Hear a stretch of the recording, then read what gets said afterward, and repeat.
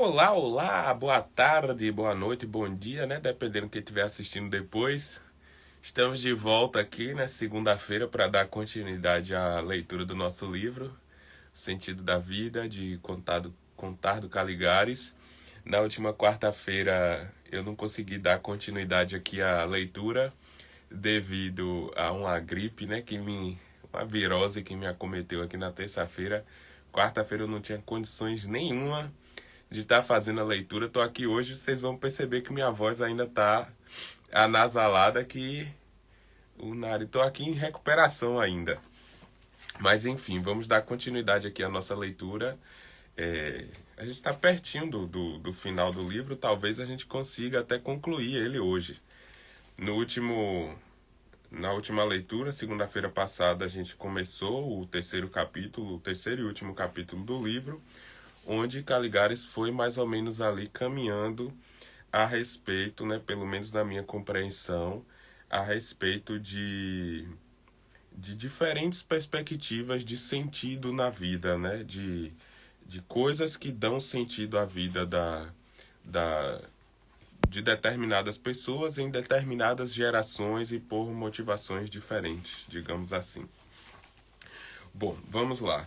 Ele trouxe uma fotografia aqui, né, onde a gente parou.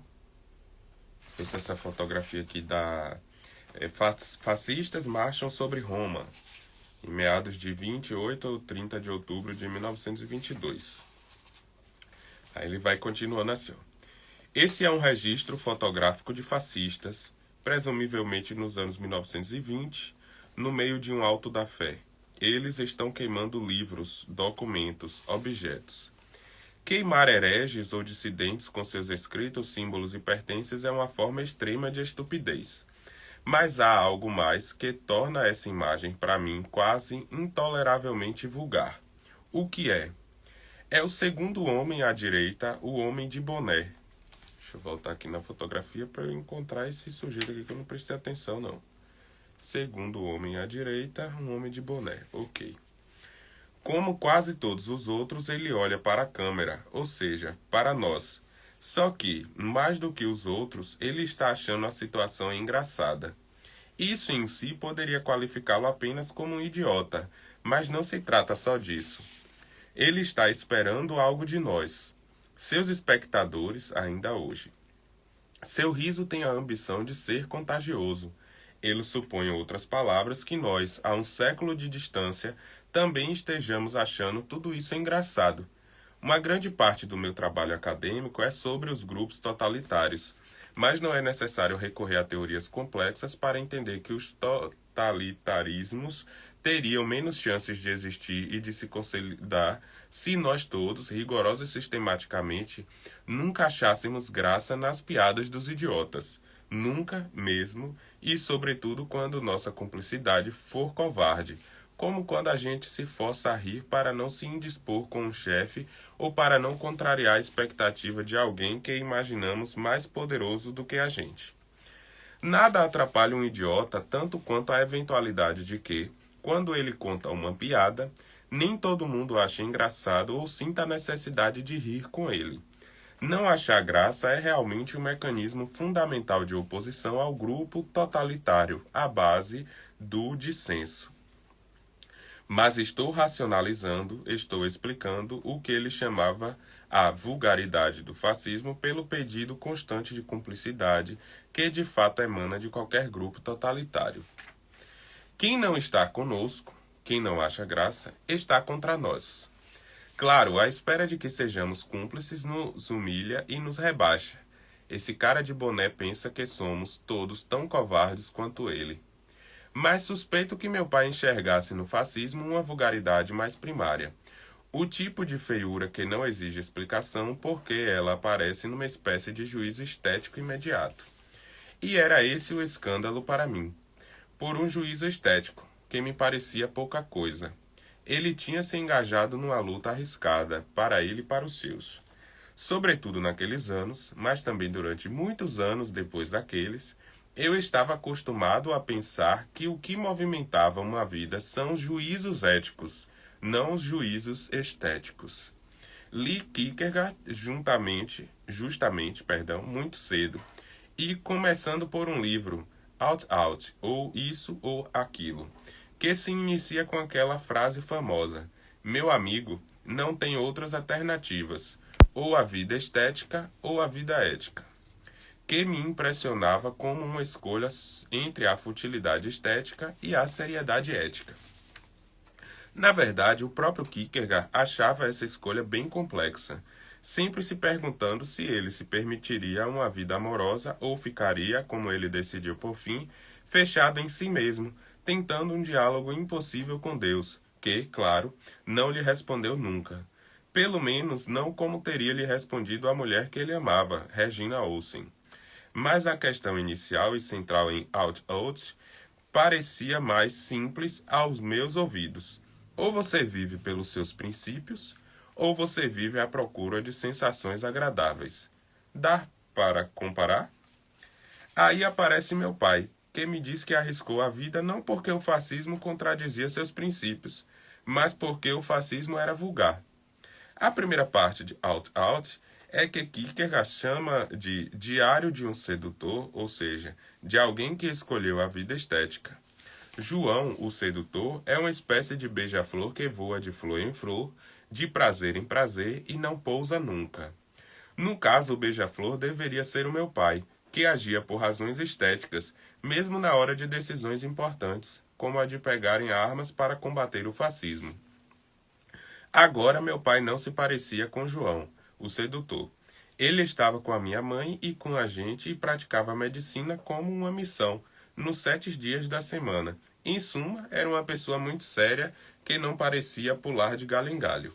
Resumindo, ele não se parecia com João, o sedutor.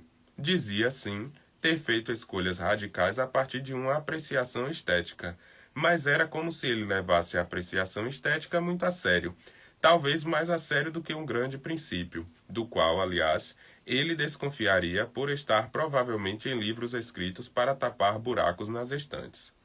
Para ele era possível fundar uma linha de conduta moral, não em algum sentido do mundo, mas num juízo estético.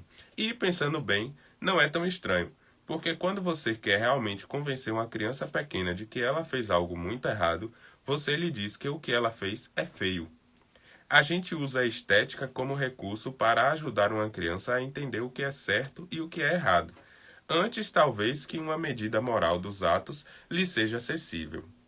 Para meu pai, o juízo estético, mais do que uma doutrina e mais do que uma utopia social qualquer, era capaz de fundar uma linha de conduta.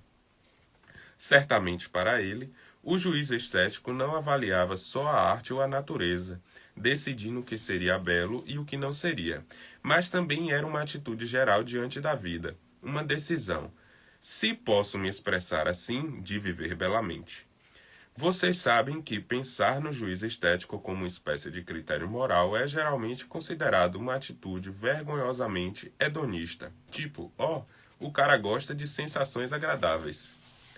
Hedonista se tornou por si só uma crítica moral, como se fosse possível a um ser humano não preferir o prazer ao desprazer, como se preferir o prazer fosse uma falha moral. É uma curiosa e pesada herança cristã na nossa cultura. O sofrimento e a privação ganham pontos aos olhos de Deus e presumivelmente facilitam nosso acesso aos reinos dos céus. O prazer, ao contrário, seria sem mérito, a escolha pelo mais fácil. A realidade é exatamente o contrário disso. O sofrimento e o desprazer, sobretudo auto-infligidos, são quase sempre escolhas bovinas, que os bois me perdoem, inertes e resignadamente ignorantes. Enquanto o hedonismo, à procura do prazer, pede um esforço contínuo de atenção ao mundo e um aprendizado sem fim. Como aproveitar o mundo sem cultura? Você gosta de vinho? Pois bem, não há como se aproximar do prazer que ele proporciona sem se apropriar em alguma medida da cultura, de fato imensa, que é necessária para produzi-lo. Não há como apreciar um Pinot Noir se você não apreende a diferença entre um Pinot Noir e, sei lá, um Malbec, ou ainda entre um Pinot Noir da Borgonha e a mesma uva do Alto Adige italiano. Os apreciadores de vinho são capazes de conversas intermináveis sobre seu prazer, e essas conversas podem parecer chatas aos ouvidos de quem prefere outros prazeres.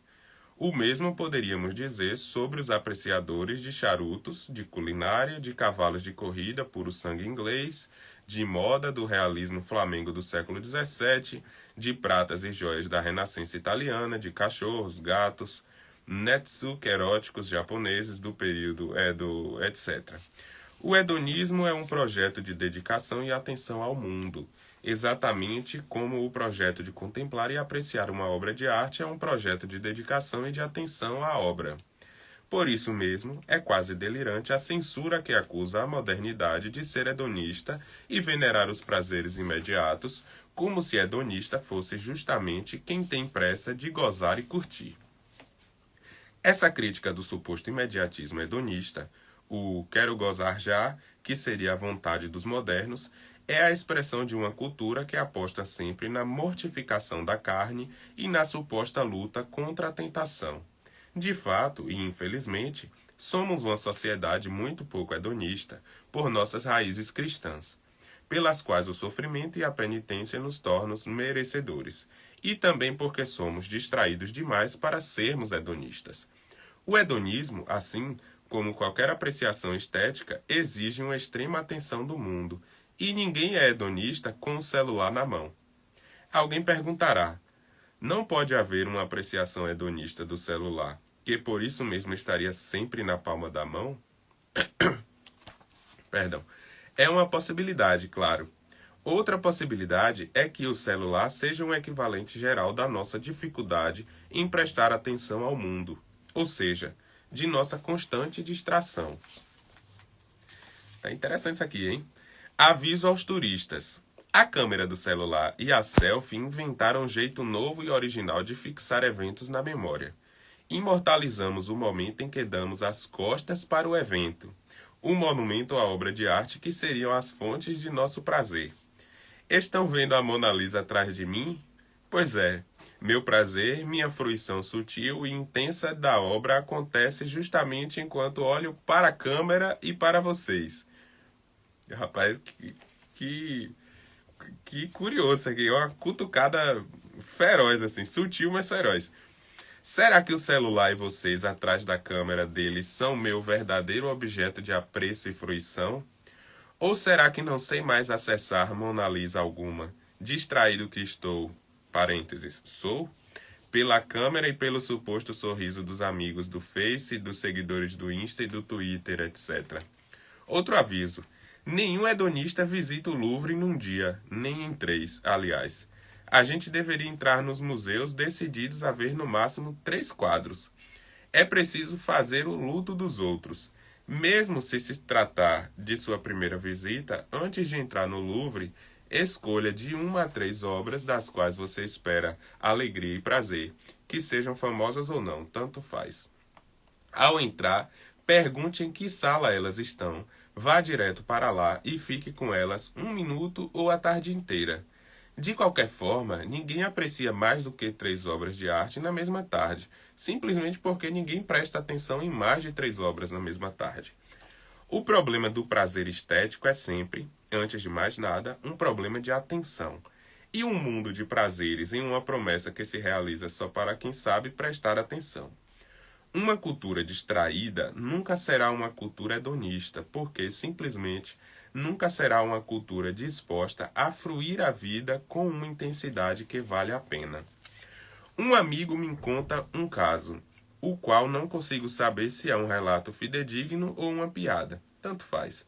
Uma amiga nossa comum, que estamos sempre zoando por causa do uso exagerado do celular, chega no velório. Como esperado, entra na sala com o celular na frente dos olhos, às cegas. Bem no momento em que ela pergunta para uma prima, num tom médio, qual é a senha aqui? Ela esbarra num dos cavaletes que sustentam o caixão. No silêncio que se instala, levanta-se uma voz do público. Respeite o morto.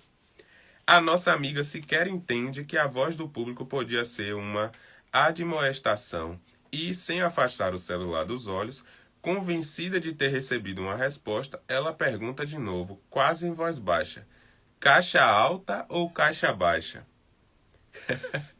Caramba, se a pessoa estivesse pensando aqui que a senha do Wi-Fi era respeite o morto. Uma boa senha de Wi-Fi para ser uma casa de velório, né? Enfim. Presumo que nossa amiga tenha, assim, pedido a ocasião de viver um luto importante. Na hora de chorar uma perda, ela se distraiu. A distração é perigosa. À força de caminhar com o nariz enfiado na tela, podemos cair, sei lá, num bueiro. Mas talvez mais graves sejam as consequências menos concretas. Com nossa atenção na tela, podemos, sobretudo, avançar numa vida cada vez menos interessante, uma vida que valeria cada vez menos a pena. Fruir da vida só é possível para quem não se distrai. Para quem, ao contrário, mantém um esforço constante de atenção à vida.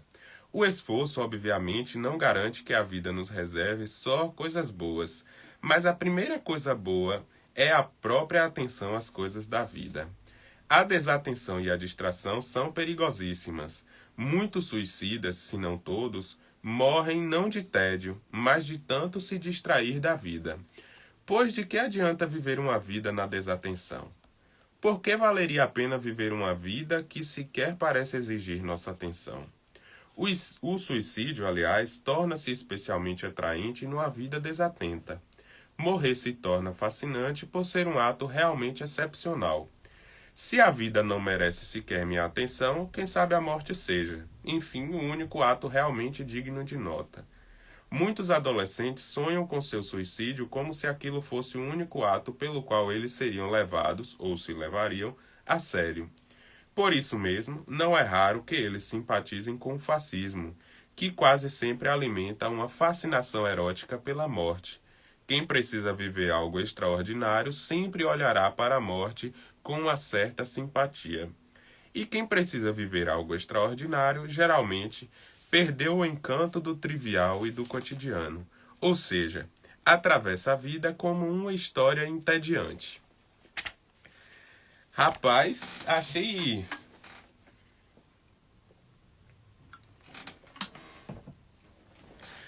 forte isso aqui. Nunca tinha tido assim contato com esse termo, né? Provavelmente filosófico aqui, de hedonismo, né? Hedonista. Foi um pouco novidade para mim isso aqui. Mas a respeito das coisas que ele tratou aqui, principalmente no caráter de sentido da vida, né? De como a gente transforma o sentido da vida, digamos assim, em outra coisa que parece não ter muito sentido. Da mesma forma que ele criticou de certa forma, né, o pai dele, quando o pai dele respondeu que não lutava na Segunda Guerra Mundial contra o fascismo por questões éticas e apenas estética, né, porque era vulgar, era como se tivesse perdido um pouco do valor daquela luta para ele. É tipo assim, uma coisa tão banal, simplesmente porque considera o fascismo vulgar, vai pegar em arma, vai lutar, vai ir para um campo de batalha, vai botar a vida em risco, não só a dele, mas a da família e tal. E aí, de repente, ele traz para essa situação atual, né, contemporânea nossa aqui, de, por exemplo, a pessoa ir no museu, né, e está de frente ao quadro do Mona Lisa e, em vez dela apreciar ou avaliar ali o quadro, enfim, né, usar aquele momento ali de contato, de ter uma apreciação ali daquele momento, da arte, enfim, a pessoa se vira de costas para isso que ela estaria apreciando e ela passa a ficar diante de para quem ela quer ter uma apreciação, digamos assim, né? Que seria a própria figura diante do que aparece na câmera e uma selfie, né? Digamos assim, minha própria imagem, e o que os outros estão pensando dessa minha imagem. E me vendo de costas para alguma coisa em que deveria apreciar, digamos assim. Aí eu penso, por exemplo, quantas pessoas vão em certos restaurantes, né? E assim, pessoas estão colocando eu no bolo também, né? Não tô me afastando, não tô aqui cientificizando a situação, me colocando a parte do objeto de estudo. Tô envolvido também. Quantas pessoas, por exemplo, vão no restaurante e a comida acaba esfriando de tantas tentativas de tirar uma foto perfeita do prato. E a pessoa faz várias fotos até que encontra uma foto perfeita. E quando vão comer ali, de repente a comida já está fria e tecnicamente poderia perder o sabor, perder o valor de estar, de repente, né, apreciando uma comida super saborosa, em uma temperatura agradável e tal. Só que o valor que tem para a vida de hoje, isso acaba sendo desimportante.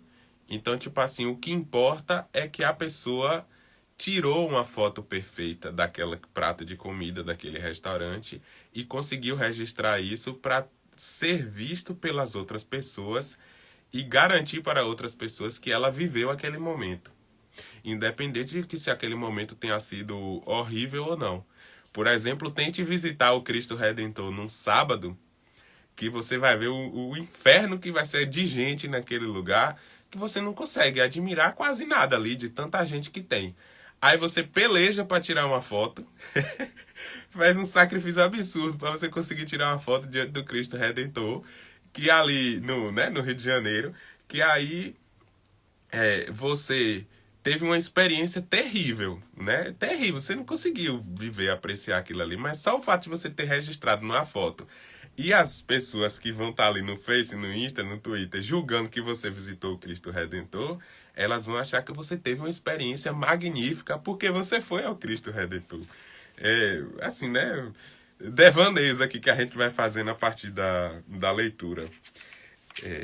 Eu acho que tem o que aqui? Tem umas 12 páginas aqui, mais ou menos, para acabar o livro. Deixa eu olhar quanto tempo, que horas nós estamos aqui. Bom, eu acho que eu não vou conseguir dar conta, que faltam 6, 7 minutinhos só. Não vou conseguir dar conta de terminar aqui nesse tempo. Então vou deixar para concluir esse livro na quarta-feira. É até bom também que a gente deixa para começar o próximo livro na próxima semana, né? Na segunda-feira. A gente já gosta de deixar as coisas para começar na segunda. Enfim, fica essa reflexão aí para a gente fazer a respeito. Vou pesquisar um pouquinho mais sobre o hedonismo aqui, que eu achei interessante. Enfim, quem quiser comentar aí também, assistindo aqui depois, pode ficar à vontade, botar no chat aí, vamos exercitar o pensamento a respeito dessas questões. Um dos objetivos aqui além da leitura, né, a gente poder refletir também sobre esses pontos trazidos no livro. Obrigado a quem assistiu até aqui, seja na live, seja no vídeo gravado aqui depois, no Instagram ou no YouTube. Lembrando que segundas e quartas-feiras, 12:30, a gente vai fazer a leitura aqui de um livro. Se você gostaria de ler livros e não tem conseguido ler livros, de repente aqui nesse momento a gente, ouvindo o livro, serve também como leitura. A gente vai aprendendo um pouquinho do que os livros tentam nos ensinar.